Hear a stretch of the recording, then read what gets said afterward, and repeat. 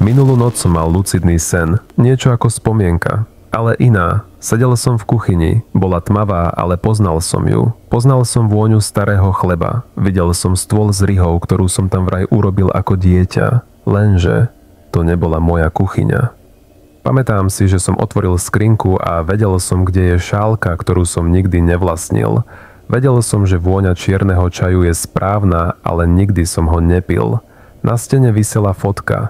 Bola tam žena, ktorú som mal volať, ale nepoznal som ju.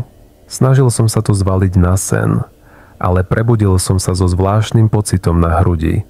Nie strachom, skôr niečo ako strata.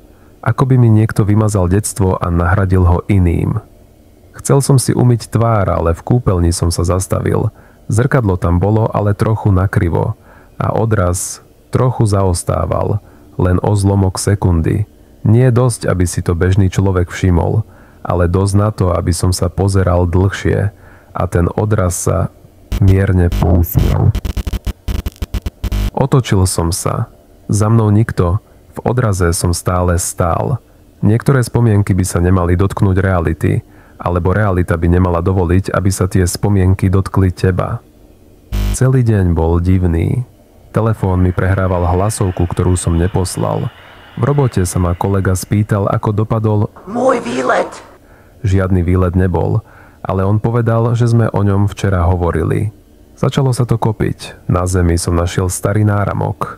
Vyzeral ako niečo, čo by som nosil, ak by som mal 6, ale nemal som taký. Alebo aspoň som si to myslel.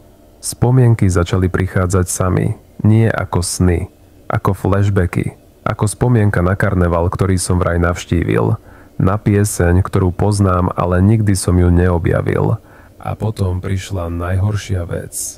Zaspal som znovu, ale tento raz nie v mojom tele. Videl som sa, ako spím, ale nie z hora, nie z kamery, ale z iného tela.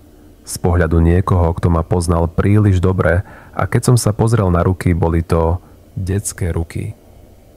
Niektoré spomienky nie sú tvoje a niektoré telá už má objednané niekto iný. Preto ti vravím, ak v sne nájdeš kuchyňu, ktorú si nikdy nevidel, ak niekto vysloví tvoje meno hlasom, ktorý si nikdy nepočul, ak v tvojom mobile nájdeš fotku, na ktorej sa usmievaš, ale nie si to ty, zastav sa. Nepríjmi to. Neber to ako možno minulosť, lebo ak ju príjmeš, tvoja skutočná minulosť odíde a miesto teba sa prebudí niekto iný. Niekto, kto sa tvári ako ty. Niekto, kto si pamätá veci, ktoré ty nie. Tento záznam je pre mňa.